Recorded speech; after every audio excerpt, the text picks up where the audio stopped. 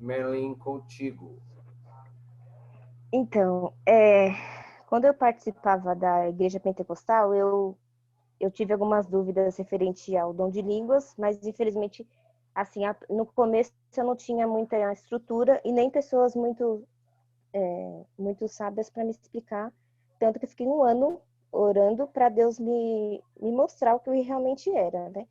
Se tivesse me falado o princípio, desde o começo de como que surgiu a igreja pentecostal mesmo, que nem eu participava da igreja Assembleia, eu poderia estar abrindo umas portas para mim, para eu poder ter mais visão das coisas. Aí eu pesquisei sobre o movimento pentecostal, como que foi que surgiu, e eu achei muito interessante algumas coisas que eu vou compartilhar com vocês muito rapidamente, tá? Então, começou lá em Los Angeles, nos Estados Unidos, em 1906. Aí foi caracterizado daí como o batismo do Espírito Santo. Aí, que foi um movimento lá numa rua lá, que eu acabei esquecendo o nome agora. Azusa. E aí, isso mesmo, obrigada. Aí daí desse movimento começou a se espalhar por vários lugares. Aí alguns missionários vieram para o Brasil. Aí chegou em 1910 e 1911. Eles vieram da América do Norte. Aí aqui primeiro veio o presbiteriano Luiz Francesco, que fundou a Igreja Congregação, com o movimento do Pentecostal, e depois o Daniel Berg e Gunnar Wingre, que foram missionários no Belém do Pará, que fundaram a Assembleia de Deus em 1911. Algumas igrejas que eram batistas, as pessoas que aceitaram o movimento pentecostal, elas foram expulsas da igreja batista. Aí começou o movimento pentecostal, e eu achei assim interessante a parte de ser expulsos por ter meio que violando as doutrinas da Igreja Batista, que as igrejas de hoje elas vieram dessas igrejas, né? A Igreja Batista e a Igreja Metodista, se não me engano, né? Aí, o conceito de avivamento que eles têm é a manifestação de Deus no meio do povo para renovar e reavivar a igreja morta ou morna, sonolenta, acomodada.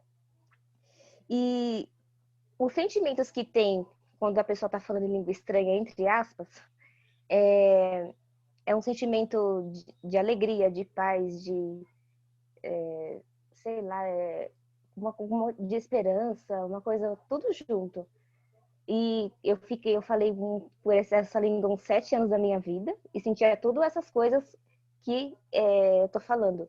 Só que a partir do momento que acabava o culto, os meus sentimentos ruins até voltavam, se eu estivesse triste ou não. E hoje, estudando esses termos, hoje eu sei que foi um sentimento de êxtase e euforia. O próprio dicionário fala sobre esses tipos de sentimentos. A euforia é uma alegria excessiva e momentânea, uma exaltação. Estado que caracteriza pelo aparecimento de alegria, otimismo e ânimo, mas que não corresponde à realidade da vida da pessoa que diz experimentá-los. E é o êxtase, o dicionário fala. Condições daquele que está emocionalmente fora de si ou tomado por sensações adversas, intensas e contundentes como prazer e alegria. Esses dois sentimentos que estou retratando é os sentimentos que tem sim na igreja pentecostal. E a questão do perigo é que Deus fala que a gente tem que dar para ele um culto racional. E lá não tem isso quando começa os movimentos lá entre aspas, da língua estranha.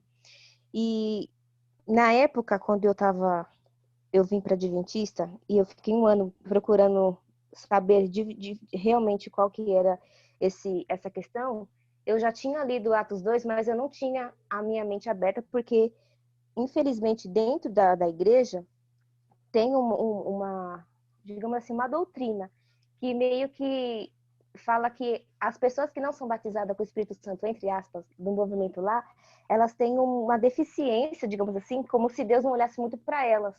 Então, todo mundo que tem esse dom, Deus tem uma coisa especial. Então, você sempre busca esse tipo de dom e não acaba procurando a verdade. Então, você acaba lendo mesmo a Bíblia, mas você vai sempre interpretar da forma que seria o dom de Deus. Então, essa é a parte ruim, por isso que é uma coisa muito delicada para se falar, mesmo que às vezes está na cara lá em Atos 2. Depois que eu li Atos 2, depois de pesquisar muito e ler, depois de um ano, eu falei, nossa, estava na cara, mas não está na cara quando a gente lê lá, quando a gente está naquele ambiente. Então, é por causa dos sentimentos. Os sentimentos que sentia, não dava para falar assim, não, mas Deus não é paz na alegria, por que eu estou sentindo isso e não é o Espírito Santo? Aí eu começava a dar conflito referente a sentimentos, mas aí quando a gente vai a fundo do estudo, o porquê dos sentimentos, por que depois passa, o que acontece depois, todo esse conjunto e a Bíblia também, todo esse conjunto de coisas, aí a gente acaba definindo que realmente é uma coisa perigosa e não é uma coisa de Deus. É isso meu estudo de hoje. Amém. Legal, muitíssimo grato, né? É interessante aí esses aspectos, né? A euforia grande possivelmente deva ser porque como tem esse viés, né, de assim, você não é bem de Deus se você não está batizado, né? Você não é totalmente de Deus se não está batizado com o Espírito Santo, falando em línguas, que é um sentimento que começa a ser comum para os não falantes, é do desejo de falar, é do se esforçar, é de orar com clamor. E a partir do momento que você fala, é como se realizasse aquele desejo intenso que você buscou. Então, isso, na realidade, vai redundar em uma euforia mesmo, em um êxtase. E aí a gente vai verificar. E vai verificar que tem coisas a mais aí, tá? Como adventistas aqui, todos aqui, né? A gente vai ver algumas coisas sérias, mas essas coisas a gente deve filtrar bastante na hora da gente transmitir isso, porque a gente pode acabar ferindo um coração e afastando. Mas é importante que você tenha consciência do que é, tá? E hoje nós vamos prosseguir aí em nosso estudo. E que Deus unja aí a mente de vocês com a verdade. Amém. Vamos lá.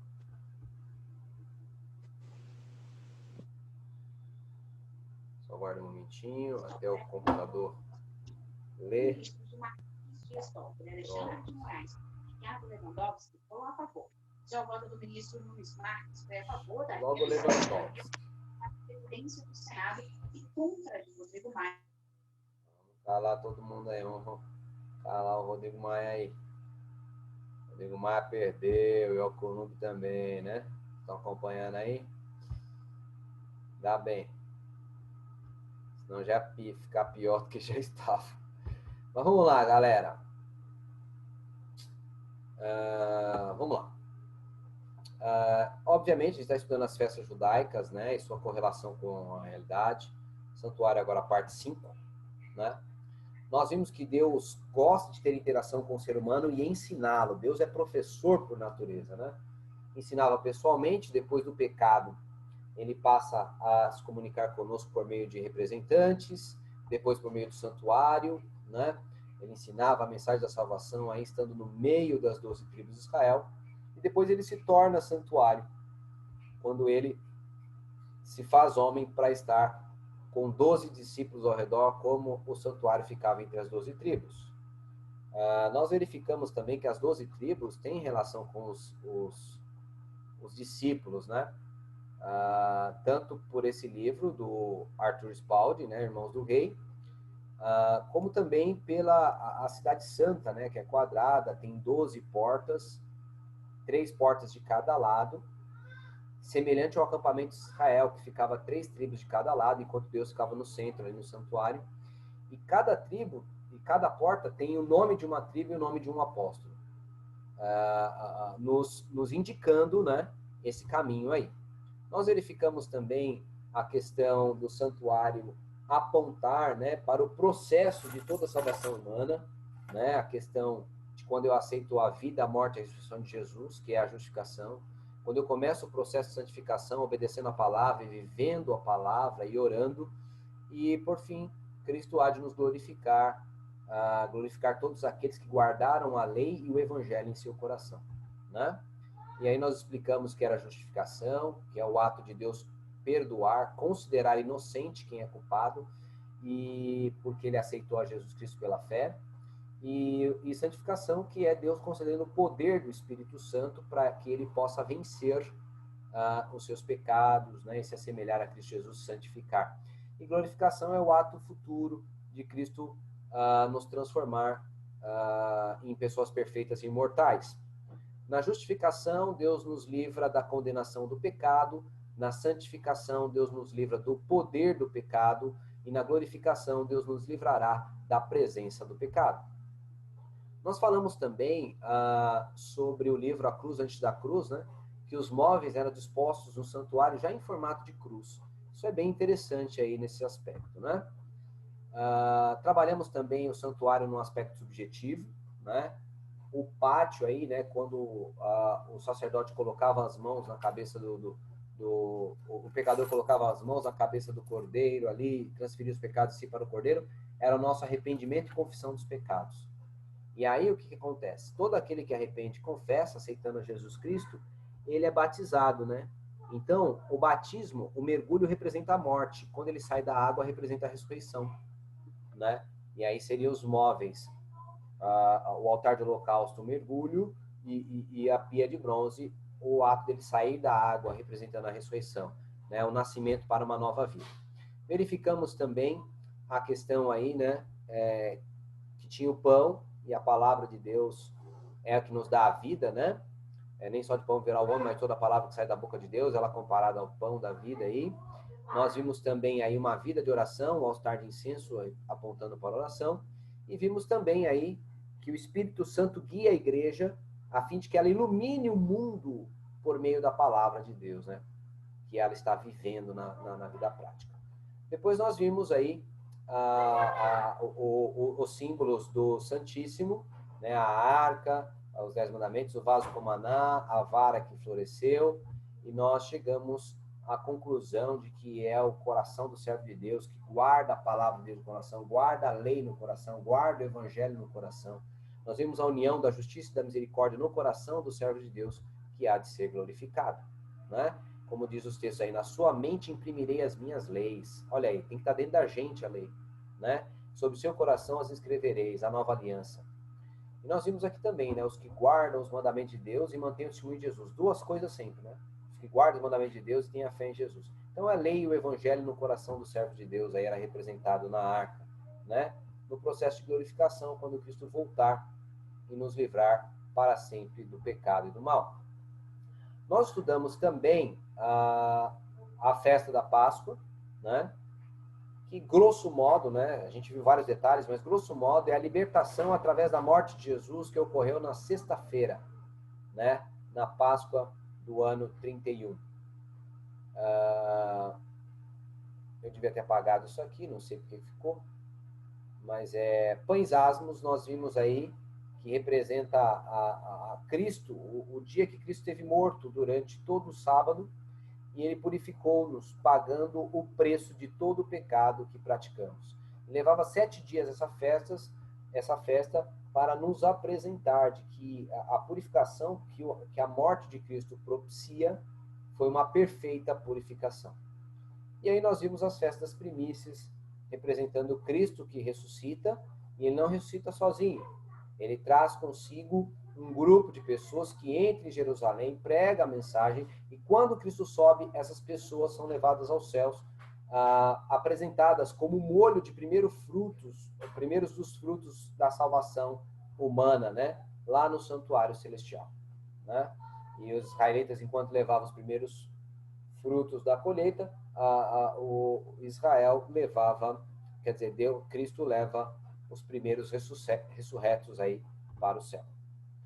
Aí nós estudamos a festa do Pentecostes, né? E depois da festa do Pentecostes, nós trabalhamos Atos capítulo 2. Nós verificamos que era a língua no plural, mencionada em Atos capítulo 2, então não pode ser a língua dos anjos. Verificamos até que em 1 Coríntios 13, Paulo fala que não fala a língua dos anjos. Nós vimos também os versículos 6, 8 e 10, que mostram que era a língua das nações.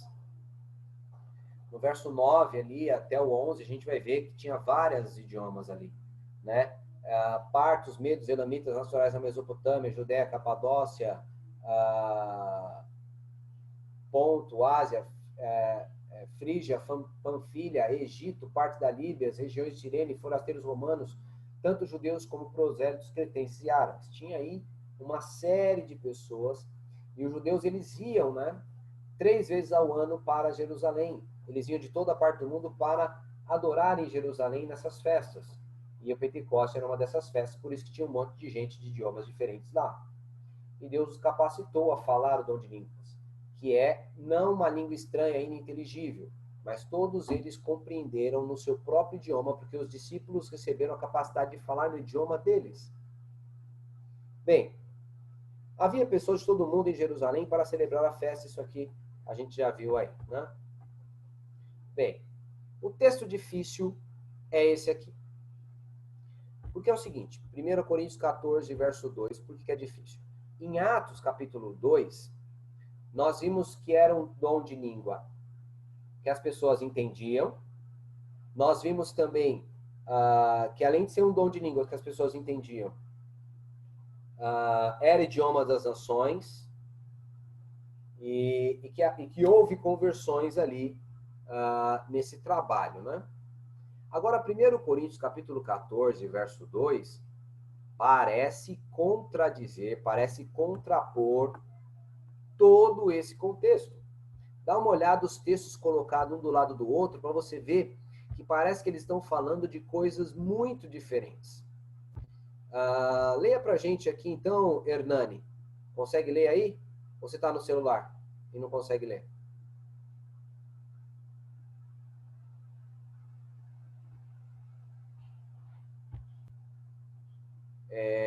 Leia para a gente, então.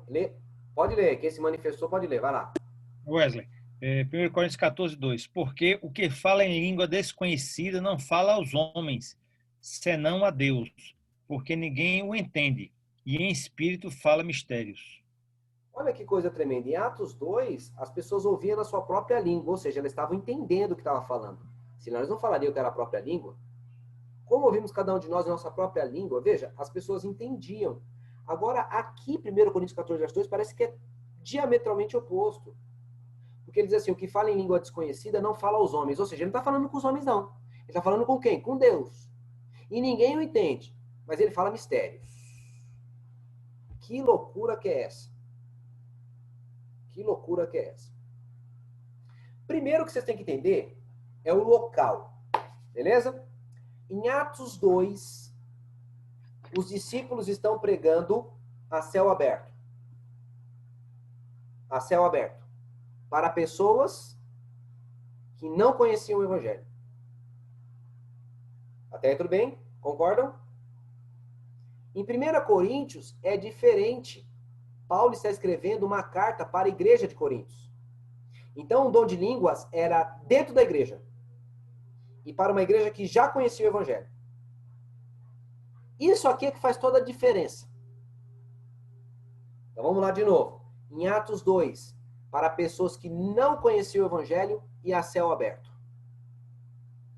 Em 1 Coríntios 14, para pessoas que já conheciam o Evangelho e dentro da igreja de Corinto. Paulo, ele recebe as notícias de Corinto e agora ele vai escrever as cartas de Corinto para poder resolver problemas. A família de Cleopas avisou Paulo ali, no capítulo 1 ele fala disso, das confusões que estava tendo. Era briga, eu sou de Apolo, eu sou de Paulo, e era véu, e era promiscuidade, e era dom de língua entrando de forma errada. E aí então, Paulo está resolvendo os problemas. Em 1 Coríntios 14 ele vai falar dessa problemática do dom de línguas. E a gente vai analisar esse capítulo aí, passo a passo. Vamos lá. Dom de línguas é inteligível ou não? Como entender essa aparente contradição? Bem, a dúvida é desfeita ao se notar na exegese o quem e o contexto. O que é exegese? Exegese. Em hermenêutica é ciência da interpretação. É um conjunto de regras para que você possa interpretar um texto. Não é só texto bíblico. Um texto de literatura, um texto de outra ordem, um texto sagrado. Então, hermenêutica é a ciência da interpretação. Quando nós pegamos as regras de hermenêutica e aplicamos ao texto para poder entender, você está fazendo exegese. E o que a exegese faz? A exegese tem essas duas primeiras letras aí, E e X, elas vieram da preposição grega ek. Ek, do grego, é tirar para fora. Ok? Ek, do grego, é tirar para fora. Virou um X no português aí, exegese, mas lá no grego era ek, que é tirar para fora. Então, ou seja, a exegese é você estudar o texto e tirar do texto o que o texto está te dizendo. Você não inventa nada. Você vai entender o texto pelo texto. Isso é exegese. E como é que você faz exegese? São várias regrinhas aí que são importantes. Mas as básicas dá para você entender. Você deve perguntar quem, para quem, como, quando, por quê. Tudo isso vai ajudar você a entender o texto. Onde. Por exemplo, nós começamos aqui explicando, por exemplo, onde e quem. Falou, olha, fora da igreja céu aberto, para pessoas que não conheciam o evangelho. Ó, isso aqui vai ajudar a gente a entender, vocês vão ver isso aí, como isso muda de figura. Enquanto o outro é dentro da igreja para pessoas que conheciam o evangelho. Vamos lá entender agora como é que a gente vai usar o quem e o contexto para nos ajudar. Que é isso que eu estou falando para vocês aí. Né? A quem eles estavam falando, tudo mais. Se você comparar Atos 2 aí, né? Eles falaram só a pessoas que não sabiam o evangelho. Quando em Coríntios 14, os cristãos estavam falando só a pessoas que sabiam o evangelho. Diferente. Em Atos 2, eles usaram a Bíblia que receberam para com... Eles usaram a língua que eles receberam para com os povos de idiomas correspondentes. Ou seja, se eu estou falando para um americano, o discípulo que recebeu o inglês é que vai falar com eles. Então, eles estavam usando a língua que correspondia à língua do ouvinte. Porque Deus os capacitou para tanto. Já em 1 Coríntios, capítulo 14, é diferente. Eram os irmãos que falavam um idioma, aí receberam o dom de línguas, e ao invés de ele usar o idioma da igreja, ele começou a usar o idioma que ele recebeu. Porém, a igreja que não recebeu não conseguiria entender o irmão que está falando. Em Atos 2, eles falaram num local público, fora da igreja. Em 1 Coríntios 14, estavam usando o dom de língua dentro da igreja. Isso aí é o quem e o contexto. Tem mais coisas? Tem. Os discípulos não falavam idiomas das pessoas a quem desejavam pregar, em Atos 2. Os discípulos, eles não tinham, antes do derramamento do Espírito Santo, a capacidade de falar na língua daquelas pessoas. Por isso que Deus deu o dom de línguas para eles falar na língua de... Ele recebeu o idioma da pessoa que ouviria eles. Já em 1 Coríntios é diferente. Os que estavam falando em línguas sabiam falar o idioma da igreja. Só que ele queria usar o idioma trocado. O idioma que ele recebeu como dom de línguas. Em Atos 2, aí B, aí, eles receberam idiomas para falarem nas mesmas línguas dos povos que visavam alcançar. Agora, em 1 Coríntios, eles receberam idioma para falarem a estrangeiros. Mas ao invés disso, eles estavam usando dentro da igreja que não entendia o idioma que eles receberam. C. Em Atos 2, houve conversões por haver entendimento da palavra em suas línguas. Em 1 Coríntios, foi confusão, a ponto de Paulo ter que escrever uma carta para apaziguar a igreja. Queridos, estas coisas aqui são elementos que devem ser compreendidos antes de você chegar a uma compreensão cabal. Mas uma vez que vocês compreenderem isso aí, fica fácil entender todo o capítulo. Pois não, Wesley, pode comentar. Eu tenho uma dúvida, boa noite a todos. Eu tenho uma dúvida só rapidinho que você falou, acabou de falar aí que em relação à a 1 Coríntios 14, que eles receberam o dom de línguas, só que estavam usando dentro da igreja. A minha leitura que eu fazia quando estudava esse texto era de que ele não recebeu o dom de línguas verdadeiro, porque eu entendo que o dom de línguas verdadeiro era um momento instantâneo para ser aplicado naquele momento, e não um dom de línguas que eu recebi agora. Tô com ele um tempo e vou usar só no momento adequado. Não, eu entendo que era usado naquele momento, era algo instantâneo. Então, assim, quando eu tenho um dom de línguas que eu vou usar só em alguns momentos específicos e eu estou usando de forma aleatória no momento que não seria adequado, me faz entender de que esse dom é um dom que estava muito alheio, muito dado assim à torta direita, e eu podia estar com o dom, detetor desse dom, como se eu pudesse usar ele para o meu trabalho, para qualquer coisa. Não me soou muito bem esse tipo de aplicação, de achar que ele recebeu o verdadeiro dom, porque se a igreja de Corinto era uma igreja problemática em tudo, parte sexual, aquela parte doutrinária, tudo, nesse contexto tinha o problema da vaidade. O cara, de repente, porque o dom de línguas que é falado hoje pelas igrejas pentecostais é um dom de línguas fajuto, claro, inventado, porque nada dali não tem nada, qualquer um fala, eu acho que é quase a mesma coisa. Então, eu não posso entender que esse dom de línguas o cara recebia como se eu recebesse o dom de línguas falar alemão. Estou com o dom de línguas, posso falar a qualquer momento, mas só deveria falar no momento que eu estivesse pregando para alemães. Entendeu meu contexto? Entendi o que você falou, mas não procede, tá ok? É exatamente do jeito que você está explicando, a gente vai ler isso. O capítulo vai falar isso, tá bom? A gente, quando chegar, vai falar assim, aí, ó, olha esse verso aí, falando aí. Tanto é que você vai ver, Wesley, já para tirar a dúvida, para você não ficar agoniado o estudo inteiro, se você olhar nas regras, que Paulo faz umas regras no final para ser usado o dom de línguas. Ele fala assim, ó, se não tiver tradutor, então fique calado, falando consigo mesmo e com Deus. Ou seja, ele está dizendo que o cara tinha capacidade de falar.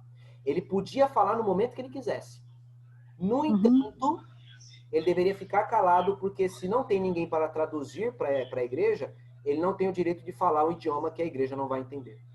Então é um dom latente, né? Era um dom latente que era dado, diferente assim, do que é hoje. Deus ele pode fazer do jeito que ele quiser. Não é o dom pentecostal que a gente está falando. A gente já viu semana passada isso. Não, mas eu falo do dom de línguas verdadeiro que existe isso. E é dado em alguns momentos que a igreja adventista já teve, em alguns momentos específicos. Então, o verdadeiro, Deus pode te conceder capacidade de falar no momento estanque, ou Deus pode te conceder o idioma para você falar a vida inteira. Não há nada que impeça nenhuma das coisas. Não há nenhuma proibição para tanto. Tá? De fato. Então, beleza? Vamos seguir e ver o que a Bíblia nos revela. Vamos lá. Então, queridos, é importante vocês compreenderem esses dois momentos aí, correto? Onde eles estavam, do que está falando. Então, os textos estão falando um de dentro da igreja, o outro de fora da igreja. Um está falando com pessoas que já conheciam o evangelho, outras pessoas que não conheciam. Um foi a solução, o outro, Paulo teve que escrever para resolver problemas. Então, a gente entendendo esse contexto vai ajudar a gente a compreender 1 Coríntios 14, verso 2, que é o único texto que dá respaldo mesmo para o pensamento deles, mas é por má compreensão. Vamos lá. Olha o que diz o texto aí, ó. Como é que a gente vai entender então o texto? A gente vai entender o texto da seguinte forma aí, ó. Porque o que fala em língua desconhecida da igreja, não fala, isso aqui foi o que eu acrescentei, tá bom? Mas eu acrescentei porque o texto diz isso. Paulo vai falar isso mais pra frente. Não fala aos homens, senão a Deus, porque ninguém o entende. E em espírito fala mistérios. Pois, como é um idioma diferente do da igreja, não pode ser compreendida por ela. Esse é o contexto. Vamos dar um exemplo aqui para vocês. O exemplo é esse aqui, ó. Eu recebo a capacidade de falar um idioma, o inglês, por exemplo. E eu começo agora a ensinar em inglês. Aqui agora, como é ensinar em inglês? Hello, boys, my brethren, God loves you. God loves you, and you want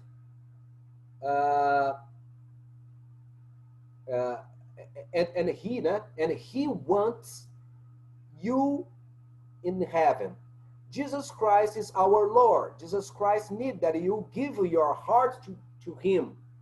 You need to give your heart now. Então entenda, comecei a falar inglês aqui. O que acontece, gente? Eu não estou zoando, não. Eu estou falando com Deus. Mas para você que não entende, é mistério. É isso que significa 1 Coríntios 14, verso 2. Quem fala em língua onde? Dentro da igreja que não fala o idioma. Quem fala em língua? Então vocês são uma igreja aqui, ó.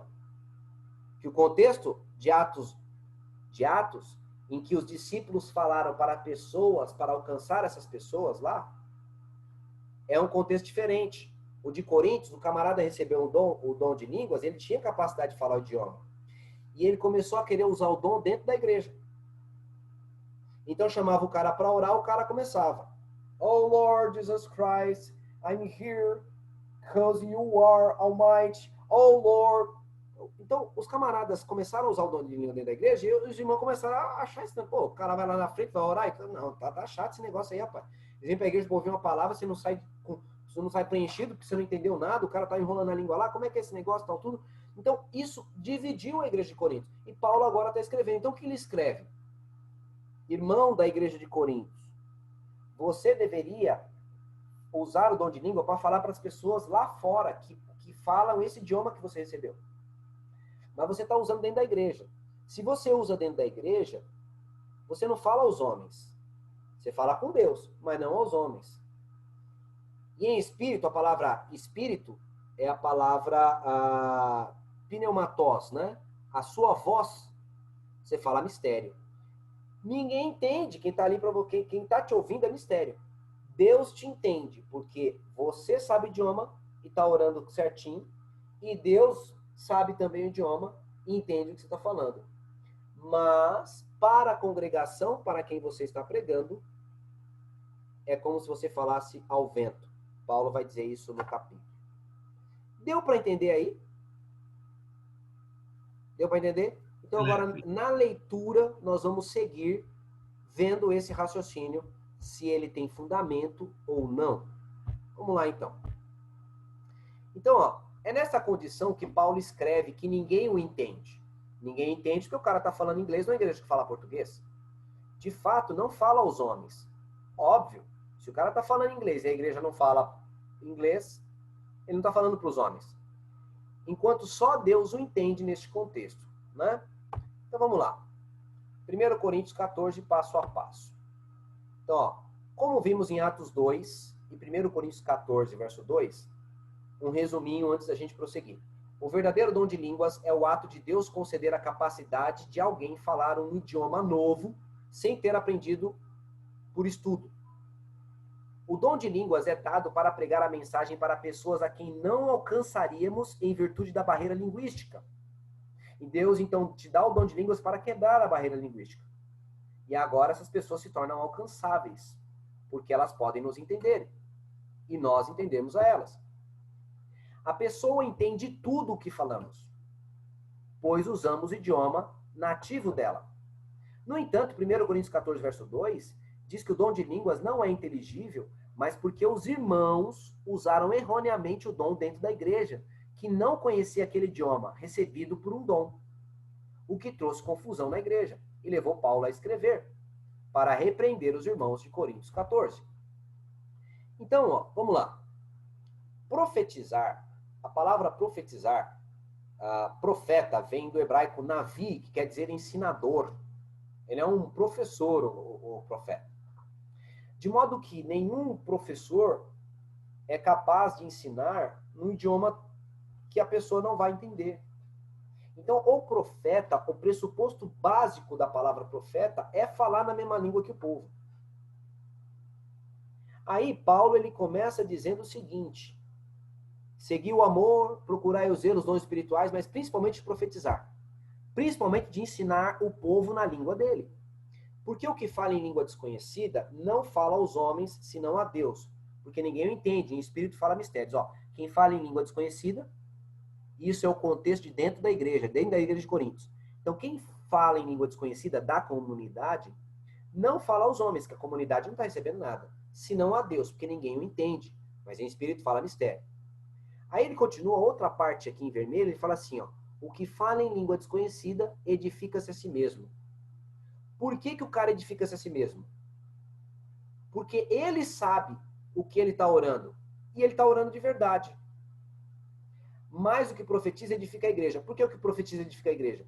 Porque ele explica e a igreja inteira entende. Então a igreja inteira cresce. E por que só um cresce no dom de línguas? Quando é usado dentro da igreja. Quando ele é usado dentro da igreja, só um vai crescer, porque ele sabe o que está dizendo e ninguém mais. Vamos lá. Paulo continua dizendo aí do verso 6 a 9. E agora, irmãos, se eu for ter convosco falando em línguas, que vos aproveitaria? Paulo está falando, não tem proveito eu vim falar o dom de línguas para você que não fala esse idioma. Só tem proveito se eu pregar lá fora. E aí Paulo vem falando, se eu não falasse por meio de revelação, da ciência, da profecia ou da doutrina, da mesma sorte as coisas inanimadas fazem som como flauta. Ele está falando de instrumento musical, se você não tocar direitinho, ninguém vai saber que música que é. Ele menciona aqui a trombeta também, se ninguém tocar o soneto certo, como se preparará para a batalha? Porque Israel tinha sentinela sobre os muros, e quando eles viam o inimigo, eles tocavam a trombeta no ritmo certo, e o povo conhecia quando era o toque da batalha. Então, se o camarada lá sobre uma torre de vigia, ele visse lá chegando o inimigo, e ele começasse a tocar Kennedy lá,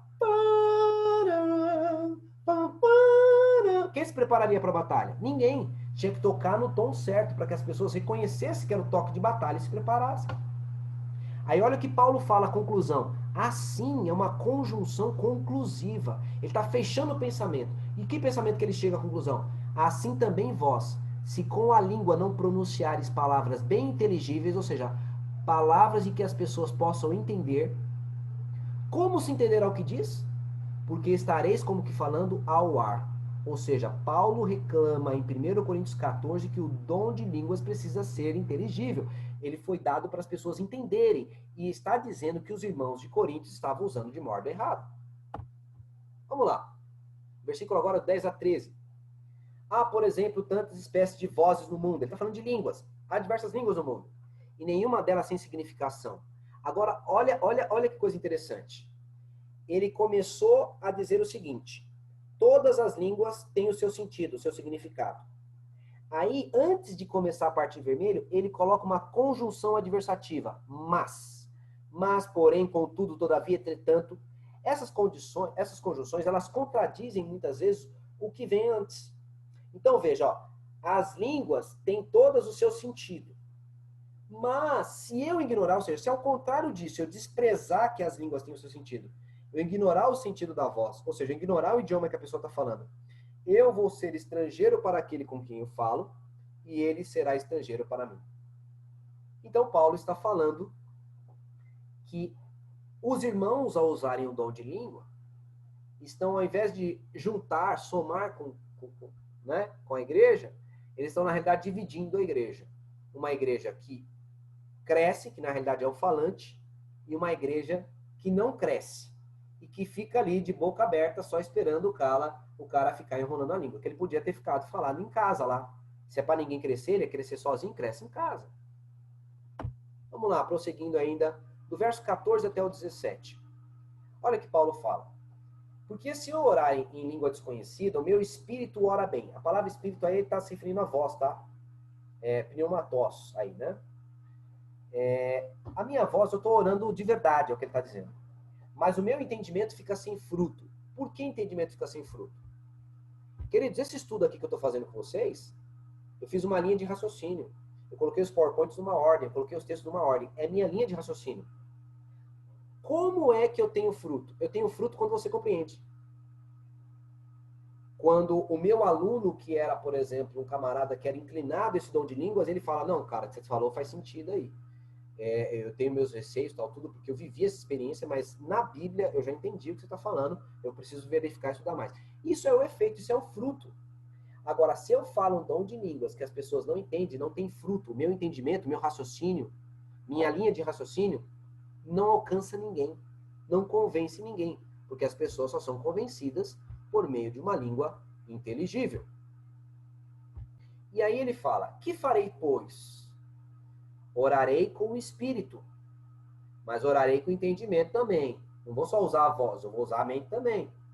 Cantarei com o espírito, cantarei com a minha voz, mas também cantarei com a minha mente. Ele está dizendo, eu vou ser inteligente. Eu vou ser inteligente. Aí ele fala, de outra maneira, olha que coisa interessante.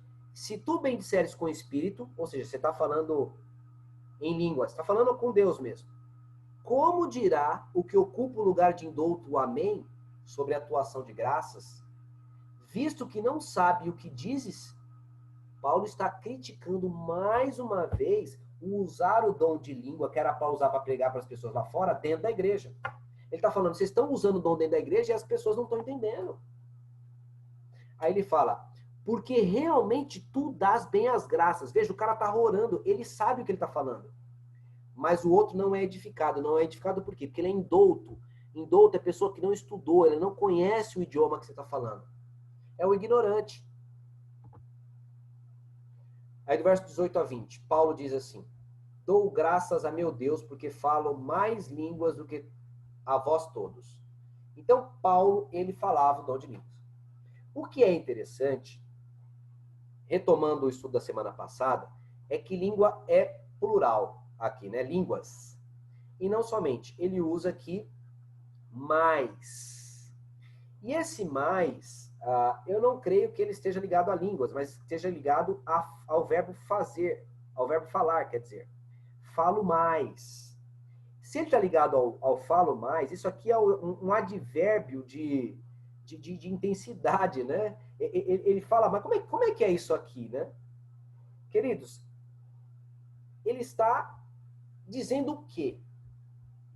Porque é muito estranho. Veja, eu falo para vocês aqui, eu olho para vocês e falo assim, eu falo mais português que vocês. Seria certo eu dizer isso? Eu falo mais português que vocês? Não. Você fala português, eu falo português. Acabou. Ou falamos português ou não falamos português. Agora Paulo fala para os irmãos, eu falo mais em línguas do que vós. O que ele está querendo dizer? Paulo era um poliglota. Paulo sabia por estudo, e é dom também de Deus, né? Porque Deus capacitou ele para tanto. Sabia grego, ele falou soldado em grego. Ele leu as escrituras em hebraico. Ele sabia o aramaico, a língua dos coisas. Ele sabia o latim para conversar com os romanos, tanto que ele pediu para ir para Roma. E você vê ele batendo papo com os romanos lá. Então, Paulo era um poliglota. Então, pensa agora que o Éder, aqui está o Éder, aqui, ó, o Éder, e aqui está Paulo. Paulo com seus 4 idiomas. Aí vem o Éder e recebeu o dom de línguas. Agora o Éder que fala português vai começar a falar espanhol. Quantas línguas o Éder fala? 2. E o Paulo? 4. Por isso que o Paulo diz, eu falo mais língua do que todos vós. Porque todos aqueles que receberam o dom de língua foram capacitados para falar um novo idioma, normalmente. Mas Paulo já falava 4. Ele fala, eu falo mais língua do que todos vós. Mas olha só a coisa interessante. O cara que tinha maior capacidade intelectual e linguística do que qualquer outro membro da igreja ali de Coríntios, olha o que ele diz. Todavia, de novo, uma conjunção adversativa. No entanto, porém, contrário disso, ó, falo mais língua que vocês, mas ao contrário disso, eu antes quero falar na igreja 5 palavras na minha própria inteligência, para que possa também instruir os outros, do que 10.000 palavras em língua desconhecida. Paulo prefere chegar na igreja e dizer, Jesus Cristo ama todos vocês, do que ele pregar um sermão inteiro de 10.000 palavras em inglês numa igreja que fala português. Então Paulo insistentemente condenou a atitude dos irmãos que receberam o dom de língua e estavam utilizando dentro da igreja. E estamos falando não de um dom de língua falso, mas de um dom de língua verdadeiro, que sendo usado erroneamente continua tão ruim quanto o outro. Porque qual é o problema do outro entre ter algumas ações sobrenaturais? O problema é o cara tá falando e ninguém está entendendo nada. Assim, quando eu utilizo uma língua estrangeira para falar no povo aqui nacional e o povo não entende, eu implanto o mesmo problema. E Paulo agora está condenando essa problemática na igreja de Corinto. E ele diz mais, vamos lá. Olha que coisa tremenda. De sorte que as línguas são um sinal não para os fiéis, não é para dentro da igreja. Se lembra Atos 2, eles pregando fora, para pessoas que ainda não eram da fé. Então, o dom de língua não são um sinal para os fiéis, não é para dentro da igreja, mas para os infiéis, é para lá fora, para quem não conhece ainda. E a profecia, ou seja, explicar a Bíblia ali na língua do povo, não é um sinal para os infiéis lá fora, para esses que falam de língua diferente, que estão lá, mas para os fiéis, os de dentro da igreja. Olha que ele fala, se pois toda a igreja se congregar num lugar e todos falarem em línguas e entrarem indoutos ou infiéis, não dirão porventura que estáis loucos? Olha que coisa tremenda. Mas se todos profetizarem e algum indouto ou infiel entrar, de modo que é convencido e todos é julgado, e o camarada acaba tendo conversão, que nem aconteceu em Atos 2. Aí Paulo agora, para coroar o assunto, ele apresenta, inspirado pelo Espírito Santo, 4 regras. 4 regras para o uso do dom de línguas. Primeira regra, vamos lá. Do verso 26 ao 28, ele vai falar. Não mais que 3 irmãos pode usar o dom de línguas no mesmo culto. Ou seja, mais de 3 falarem não vem de Deus. Mas é contrário à palavra. Então a primeira regra, não mais que 3. É engraçado, cara. Você vai numa vigília, cara, movimento pentecostal, uns 50 falando, cara, girando que nem um helicóptero e tudo mais. E aí? Aí quando você fala com ele, mas cara, quando o Paulo falou isso aqui, o que você entende? Aí o cara fala assim, amigo, não sou eu que me guio, é o Espírito Santo. Eu não tenho controle sobre isso. Grava isso, eu não tenho controle sobre isso, porque Paulo vai dizer que o cara tem controle mais para baixo nessas regras. Então a primeira coisa, não mais que 3 devem falar. Se falou mais que 3, o negócio já começou a ficar estranho. Continuação nas regras paulinas aqui, desse contexto. 2. Não podem falar ao mesmo tempo. Se o fizerem, é evidência de que não estão sendo guiados por Deus.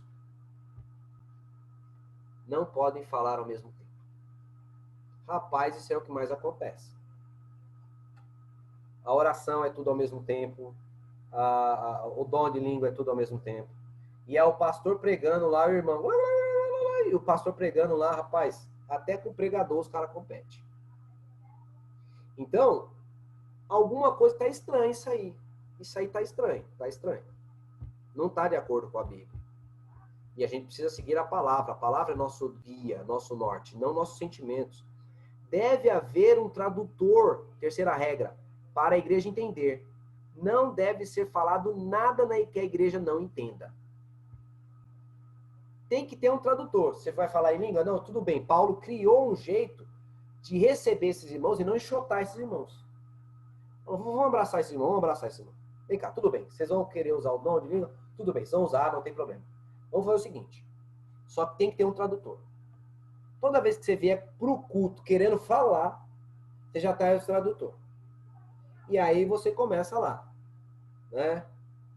Olá, hermanos, ou irmãos, buenos dias, bom dia.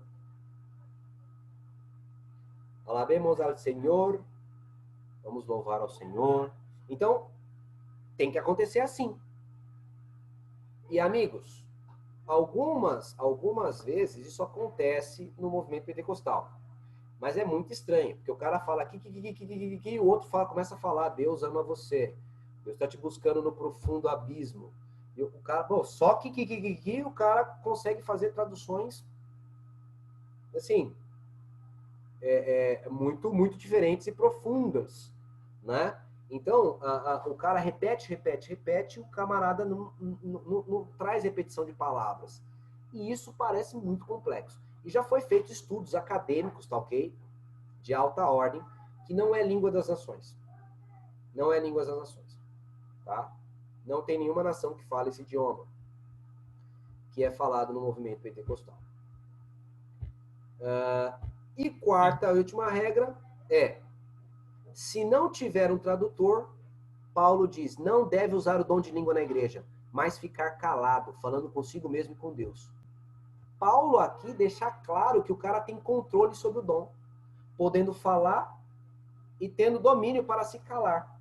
Ué, mas eles não falam que não tem controle? Amigo, se não tem controle, não é o bíblico. Porque o bíblico tem controle. Alguém ia falar alguma coisa e eu acabei continuando a falar. Não, era só dar uma contribuição rápida aqui, que Manda ver. eu lembro que o pastor agora fugiu o nome do pastor, ele agora está no Ceará. Ele conta, quando era teologando na Bahia, ele foi fazer um desses trabalhos de teologando, uma dessas igrejas pentecostais. Aí ele esperou o culto lá, aquela confusão toda. Aí teve um momento ali que ele disse, rapaz, eu vou aqui na frente falar. Aí ele foi fazer tipo uma pegadinha. Ele fez a oração do Pai Nosso em grego. E colou logo dele um intérprete, dizendo que ele falou isso, aquilo outro e tal, tal, tal, tal. E no final ele fez assim, cara, eu acabei de fazer a oração em grego. Tu tá mentindo aí, impostor. Aí o cara ficou assim, aí juntaram logo uns 3 ou 4, como quisesse exorcizar o pastor, que eu esqueci agora o nome dele. Rapaz, ele quase que apanhava ali na igreja naquele momento. Isso foi uma experiência sinistra. Olha aí o mico. Olha a miséria. Olha a miséria. Então, queridos, é assim, nós não podemos condenar as pessoas e tudo mais. Orlando. Nós não podemos condenar as pessoas. Nós precisamos compreender que há muita verdade e mentira espalhada para tudo quanto é lado. E alguns conseguem perceber a verdade, e outros não. E aí eles crescem numa casa que ensina eles aquilo, é o pai que ensina, é o irmão que ensina, aquele que é referência ensina. Essas pessoas estão num contexto, então elas precisam, na realidade, não de nossas agressões, nosso dedo, nossas acusações, como se eu fosse melhor, aquele negócio, tudo mais e tal. Ela precisa de nossas orações e estratégias para você se aproximar dessas pessoas e conseguir levá-las à compreensão da palavra de Deus, guiados pelo Espírito Santo. A gente sabe que não é o verdadeiro, correto? Essa é a conclusão que a gente chega.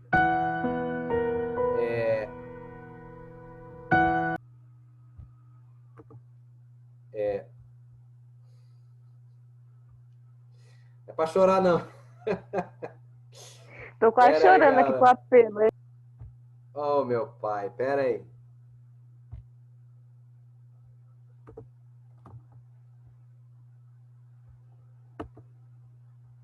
Vocês me perdoem. Deixa eu ver, deve estar atrás da pomba. Não, não está atrás da pomba. Pera aí. Deixa eu diminuir aqui para achar esse negócio. Eu não sei onde eu coloquei isso aqui, não. É porque é o seguinte. Essa imagem eu puxei de um outro PowerPoint meu. E aí ela veio com fundo musical.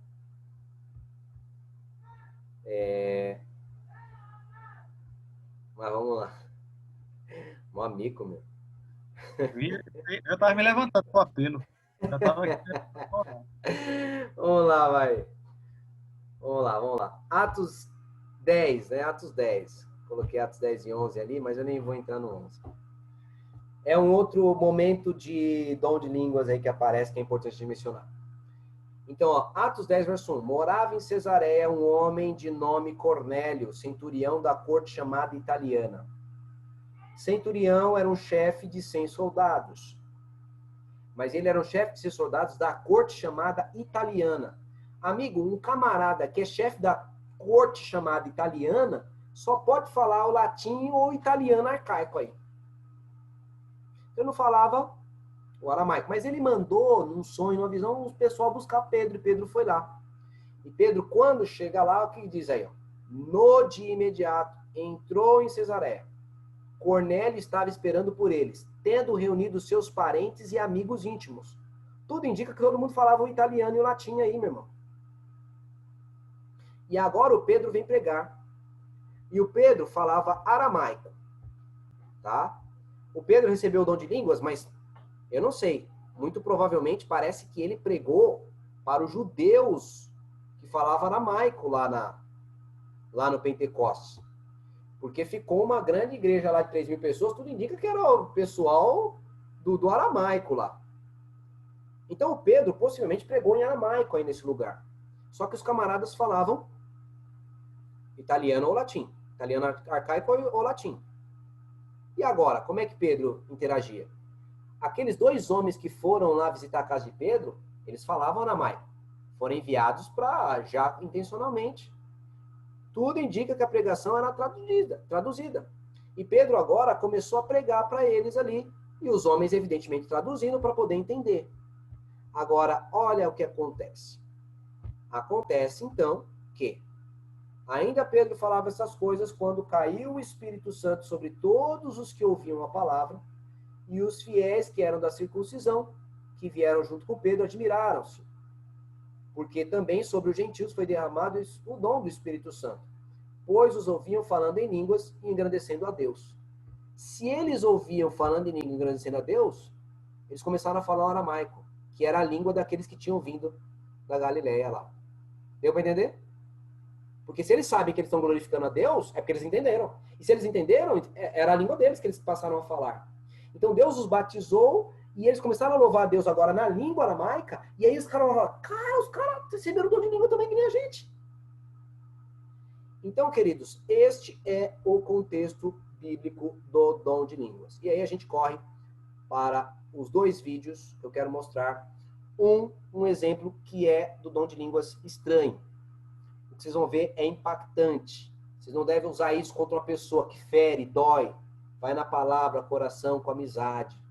E aí você vai chegar a levar a pessoa assim. Mas é importante que você saiba isso. Que em alguns momentos, talvez seja útil o que é chocante. Ok? Breve histórico aí do pentecostalismo.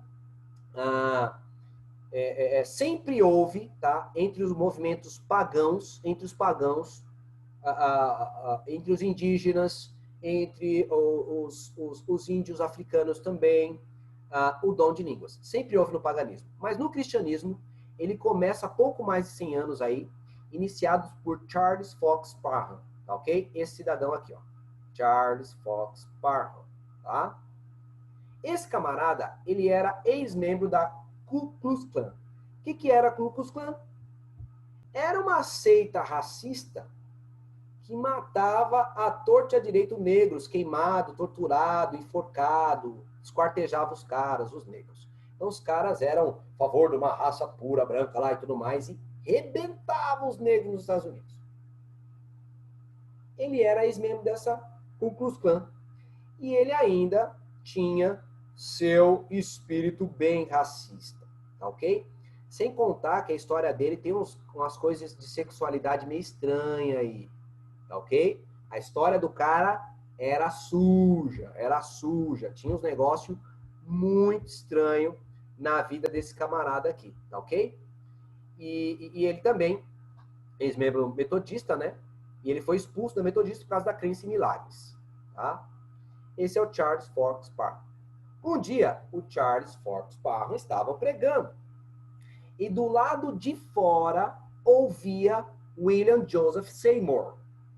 Seymour é esse negrão aqui. Por que Seymour estava do lado de fora? Porque ele era negro, não podia entrar na congregação branca. e ele do lado de fora ouviu as pregações de Parham e foi tomado pela mensagem. E ele é quem lidera o movimento na Rua Azusa, mencionado aí pela Merlin no começo do estudo. E assim o movimento pentecostal se desenvolveu ao redor do mundo. Agora, desde a igreja cristã até há 100 anos atrás, aí não tinha isso aí. A não ser nas religiões pagãs. No cristianismo não tinha. E aí, então, teve esse grande movimento, né? Esse reavivamento aí, um bocado de coisas tremendas. Isso aqui nos ajuda também a entender o contexto que Ellen White fala de casamento entre negros e brancos e tal. Mas isso aqui a gente vai verificar em cenas dos próximos capítulos, né? Em outros estudos aí. Então, queridos, aqui tem uma tabelinha, tá? De coisas que a gente já estudou, tá? A gente não vai tomar tempo com isso. Ouça o que disse Roberto J. MacDonald, discursando para o fidel comissários dirigentes delegados da 77ª Convenção Anual Espírita. Um dos mais recentes fenômenos observados no campo da religião é o interesse pelo falar em línguas, que já atinge as igrejas protestantes tradicionais. Quando o espiritismo moderno surgiu em 1848, muitos médiuns de então experimentaram o fenômeno e até hoje ele segue manifestando-se em certa extensão em nosso meio. Olha que coisa tremenda aí. É o cara falando, ok? É o espírita falando do dom de língua dentro do espiritismo. E ele diz que agora começou a se manifestar no movimento pentecostal e protestante. Vai vendo. Vai vendo.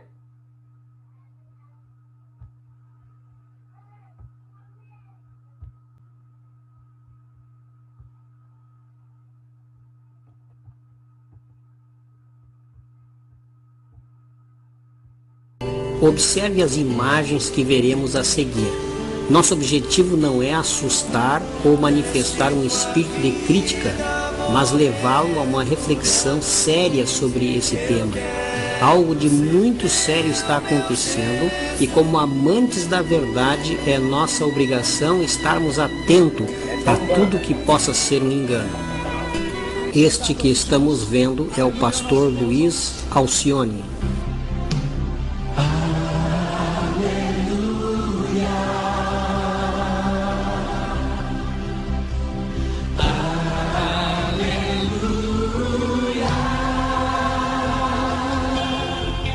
Poderoso é o Senhor nosso Deus.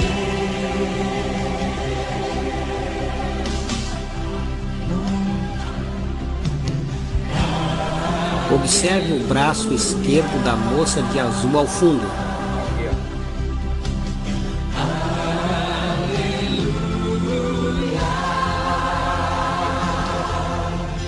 Poderoso é o Senhor nosso Deus. Este menino que supostamente está sendo usado pelo... Ouça o que disse Roberto J.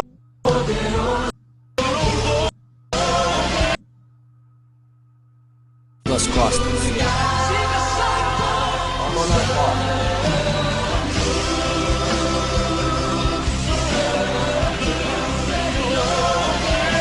Fique atento no braço esquerdo da moça de rosa. Ela faz parte do conjunto musical da igreja.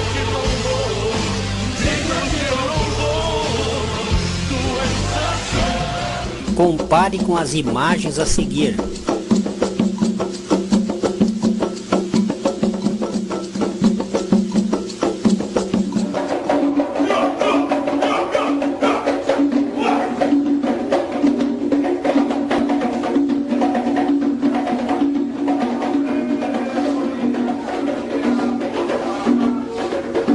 Observe o braço esquerdo sobre as costas.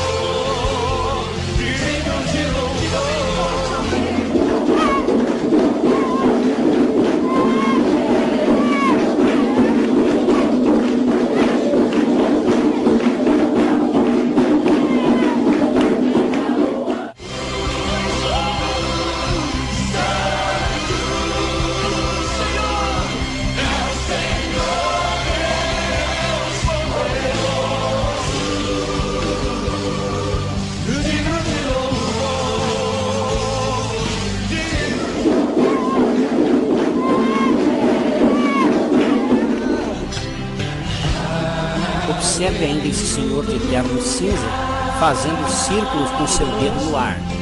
Poderoso é o Senhor nosso Deus.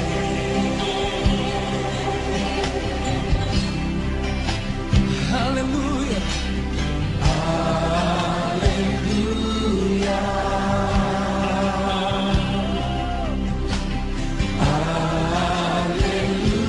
Aleluia. Compare as imagens novamente.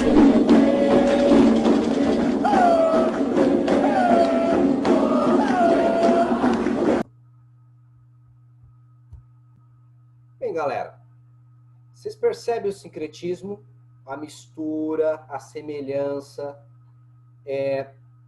Então, o que é sincretismo? O sincretismo é a mistura de crenças, costumes religiosos, que eram distintos e hoje se encontram arraigados. Pode falar, Merno. O pior é que assim, na Umbanda estava mais organizado do que nas igrejas, né? Que coisa feia. Ai, olha, é trágico. Queridos, agora eu vou mostrar um para vocês e a gente fecha com esse, de um dom de línguas, conforme sugerido pela Bíblia.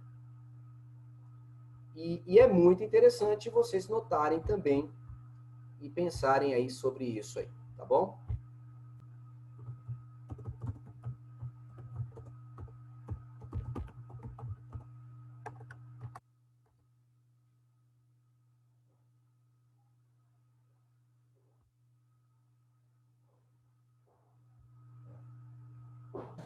Eu gostaria de chamar agora aqui à frente o Antônio.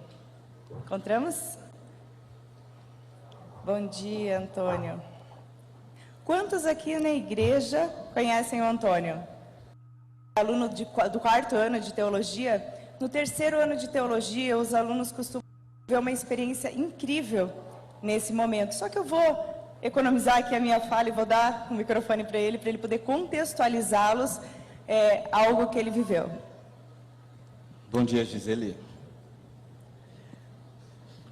No mês de setembro do ano passado, meus colegas e eu fomos enviados para o evangelismo. Evangelismo é um requisito prático do teológico, em que o aluno fica 3 meses numa cidade, desenvolvendo um trabalho de pregação do evangelho. Eu fui para Pato Bragado. Pato Bragado é uma cidade do interior, aqui no oeste do Paraná, uma cidade de colonização alemã, bem organizada. E lá fui eu, com o coração transbordando de expectativas. Inexperiente, porém, bem treinado e orientado pelos professores. Quando eu cheguei lá, percebi que as minhas expectativas começaram a ser frustradas, porque a realidade é totalmente diferente da que eu estava acostumado. Até então, o povo, eu via que era muito fechado, uma cultura totalmente diferente. Para tu teres uma ideia, às vezes eu saudava, cumprimentava, e o pessoal não respondia. Eu dava o benefício da dúvida, né? Pensava assim, não, talvez eu como tenho um português meio enrolado, talvez eles não estão percebendo bem. Vou tentar desenhar um pouco mais as minhas palavras, né? E ainda assim, não. Quando eu fui para o banco, em lugares públicos, assim como o banco, lá encontrei uma senhora. Enquanto eu entrei tranquilamente, ela ficou apavorada, segurou a bolsa, né? A bolsa dela. E o gerente lá do banco falou, fique tranquila, ele é um cliente já assíduo daqui. E ela ficou assim meio rosa, né? Ficou vermelha. Uma cidade bem conservadora, era uma cidade, né? muito conservadora, né? Eu tinha um prós, porque eu gosto de coisa séria também, né? E o contra é que eles usavam a cultura, e principalmente o idioma, como um bloqueio, como uma barreira para mim. E estava muito difícil para mim, muito mesmo. Eu lembro que na primeira semana eu recebi a visita do meu professor para a área de teologia aplicada, e na despedida ele me orientou, me deu a seguinte orientação que eu levei a sério: Antônio, trabalhe duro e a despeito das situações adversas, não largue mão da sua comunhão com Deus. E aí eu orava a Deus pedindo que Ele me mostrasse o quão real é sua presença e a atuação poderosa do Espírito Santo. Em minha mente veio de forma muito forte o texto famoso dos Métodos de Cristo. E eu me perguntava como eu vou misturar-se com esse povo que não quer que eu chegue perto. Como eu vou suprir as necessidades se eles acham que eu não tenho nada para dar? Como eu vou granjear-lhes a confiança se eles só desconfiam de mim? E como eu vou convidá-los então, se nem o primeiro passo da misturação eu consigo dar? Junto com você tinham outros amigos, outros colegas, eles também enfrentavam a mesma dificuldade? De forma geral, não apenas pela tua nacionalidade, pela tua cor, mas de forma geral lá era um local conservador, Sim, não é? eu penso que não é questão de nacionalidade, nem cor. Ok. Porque eles estranham até um brasileiro que não faz parte do... né? E talvez se eles fossem também no meu país, o pessoal iria estranhá-los, né? Peso embora não iria retalhá-los assim. Em que momento você quebrou essas objeções? Olha, eu passava pela praça da cidade e encontrei 3 senhores e eu resolvi ousadamente sentar perto deles. E quando eu sentei, eles levantaram e começaram a falar em alemão. Falei, meu Deus, mas como pode, né? Interessante, eu comecei a entender o que eles falavam. Eu fiquei impressionado e sorria para eles, só que eles pensavam que eu estava sorrindo porque eu era bobo. Só um detalhe, irmãos, para quem não conhece a história, é uma cidade típica de alemães, e lá eles costumam falar em alemão. Você alguma vez ouviu o idioma, se familiarizou, consegue compreender? Qual que é o seu idioma nativo? Meu idioma nativo é quimbundo, e o nosso idioma oficial do país é português. Então você fala esses 2 idiomas? Ah, sim. E você já havia conversado em alemão, já havia percebido isso? Aqui está a história, irmãos. Né? Nós vivemos... Esse é o momento do milagre. Se atentem a isso. Eu nunca estudei alemão, nunca falei alemão. Até hoje eu não falo alemão. Foi quando eu olhei para eles sorrindo, porque eu estava entendendo o que eles falavam para mim. É que eles conversavam entre eles, e um deles ousadamente perguntou para mim em alemão, e aí, desculpa a expressão, mas eu não me ofendo. E aí, seu preto, o que você está fazendo aqui nessa cidade? E eu respondi em alemão. E você entendeu que eles estavam falando em alemão? Eu entendi. Naquele momento você achou que eles estavam falando em alemão? Houve alguma suspeita? Será que eu estou entendendo direito? Você compreendeu que você estava entendendo? Naquele exato momento eu pensei, será que eles estão falando inglês ou português? Nenhum desses dois idiomas eles estão conversando. Eles estão falando alemão. E eu estava impressionado porque eu estava entendendo o alemão. E o Espírito Santo falou de forma muito forte na minha mente. Fala com eles. E eu me perguntava, mas como eu vou falar se eu não consigo falar o alemão? Foi quando o Senhor dirige a pergunta para mim e eu respondi em alemão. Ele ficou assim, Mein Gott, Schwarz sprechen Deutsch. Meu Deus, o preto falando alemão. Eu fiquei impressionado porque a confirmação de que eu estava falando alemão vinha deles. E você ficou feliz também? Eu fiquei feliz, claro. E não te ofendeu o fato de eles te chamarem de preto? Não, eu estava feliz porque o processo da misturação estava começando. É o que eu queria, misturação. Havia algo maior por detrás, né? Ok, eu estava ali com uma proposta de oferecer-lhes o Evangelho. E a partir dessa conversa, portas se abriram de maneira muito segura. Esse povo podemos ter dificuldades no começo, mas eles são muito bem confiáveis.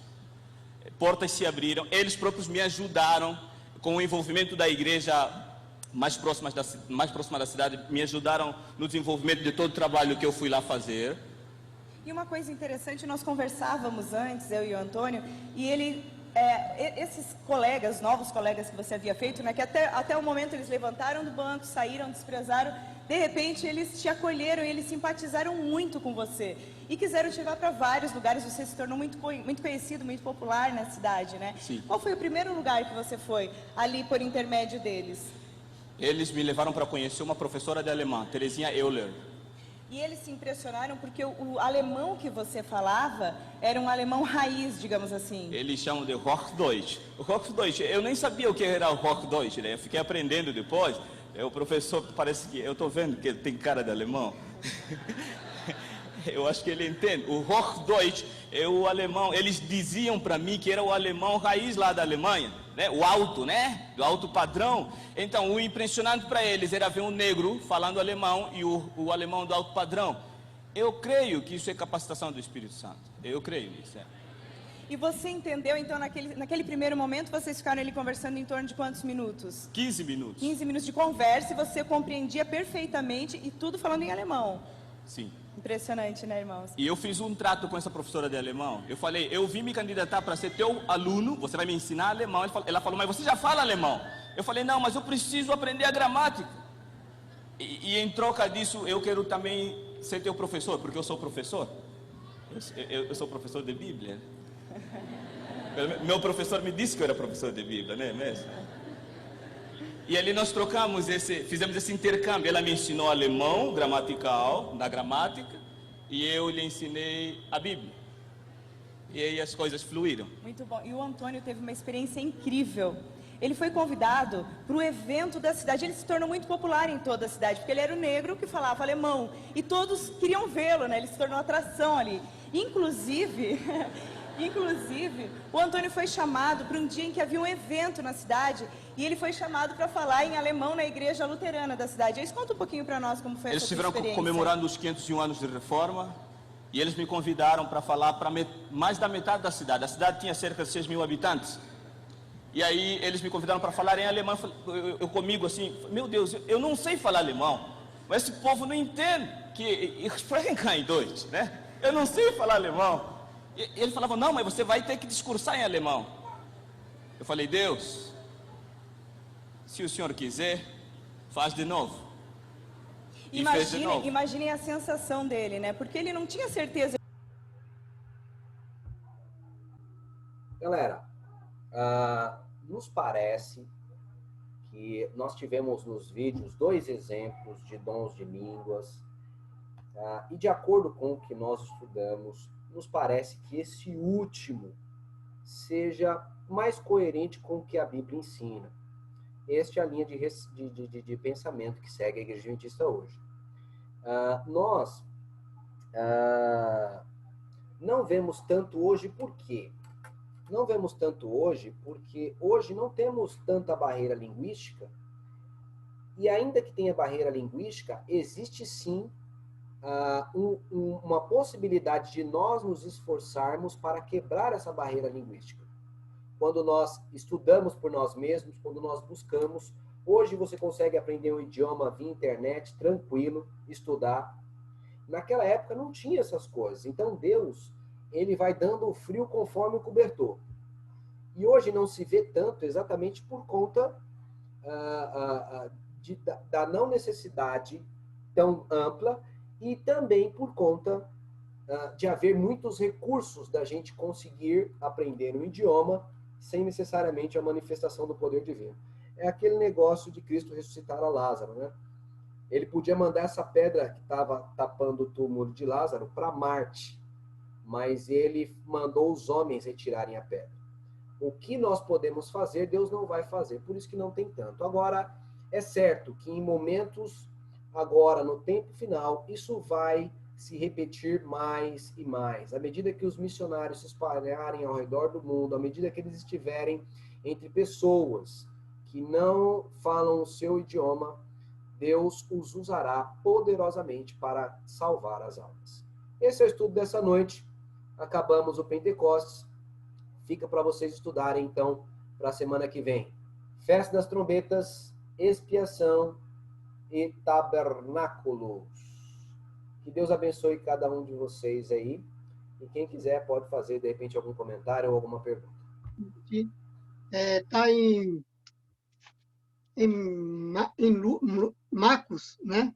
Capítulo 16, de 15, 17 e 20. Muito interessante, né? A palavra do próprio Jesus fala, disse-me, ide por todo o mundo e pregai o evangelho a toda criatura. Verso 17. Estes sinais hão de acompanhar aqueles que creem em meu nome, expelirão o demônio, falarão novas línguas. Versos 20. E eles, tendo partido, pregarão em toda parte, cooperando com eles o Senhor e confirmando a palavra por meio de sinais que se seguiram. Então, amém. Vai voltar isso aí, né? Poderosamente. Queridos, deixa eu pausar aqui. O meu convencimento no sentido de entender completamente 1 Coríntios 14. Hoje eu acho que eu posso dizer assim, eu entendi, porque mesmo... Ô, meu amigo, uma pergunta, veja bem. tem o dom de línguas também pode ser, o dom de línguas verdadeiro também pode ser dado de uma outra maneira, como assim, por exemplo, eu pregando no idioma e cada pessoa ouvir na sua língua materna, ou teria que ser em vários idiomas ao mesmo tempo? Porque antes, lá em Atos 2, né, tinha pessoas de várias nações, então foram dados vários tipos cada discípulo recebeu, por exemplo, um idioma para pregar para grupos, porque a princípio eu pensei que Pedro, por exemplo, Pedro pregava e cada um entendia na sua língua, que seria uma manifestação especial do dom, né? Então, se fosse isso que você estava falando, o dom não deveria se chamar dom de línguas, mas dom de ouvido. Não. Quem recebeu o Espírito Santo não foram as pessoas que ouviram, mas aqueles que falavam. De modo que a Bíblia nos enche de evidências, inclusive no resumo que Lucas faz em Atos 2, do 9 até o 11, somos partos, medos, elamitas, naturais da Mesopotâmia. Cada um ouve na sua língua. Cada um está ouvindo na sua língua. E língua ser usado no plural, nos parece que faz muito mais sentido de que Deus os capacitou para falar no novo idioma, como aconteceu com o rapaz do vídeo que acabamos de ver. Então, todos falando ao mesmo tempo. Cada um numa língua. Não só foi o discurso de Pedro. Foram vários pregando ao mesmo tempo, cada um no idioma. O discurso de Pedro, possivelmente o principal, porque ele pegou o grosso, que era a maior parte de pessoas que falavam o aramaico, o pessoal da terra, que estava ali, que era a maioria. Então, o discurso de Pedro foi aquele discurso de destaque, aquele que juntou mais gente, tudo indica isso. Mas os outros discípulos pregaram. Agora, pensa comigo, por exemplo, se você vai fazer... Eu e você vamos fazer um intercâmbio na Alemanha. Aí, chega lá, é um encontro de intercâmbios. Você vai ficar junto com o grupo que você veio ou você vai ficar passeando pelos outros grupos? Vou ficar no meu grupo. Vai ficar no seu grupo, que está numa terra...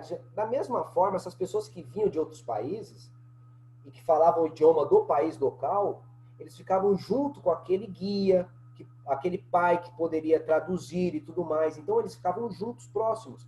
De modo que os discípulos se dirigiam certamente a grupos para poder falar. Então, se eu recebia a capacidade de falar alemão, eu vou lá para que eles falam alemão e tudo mais.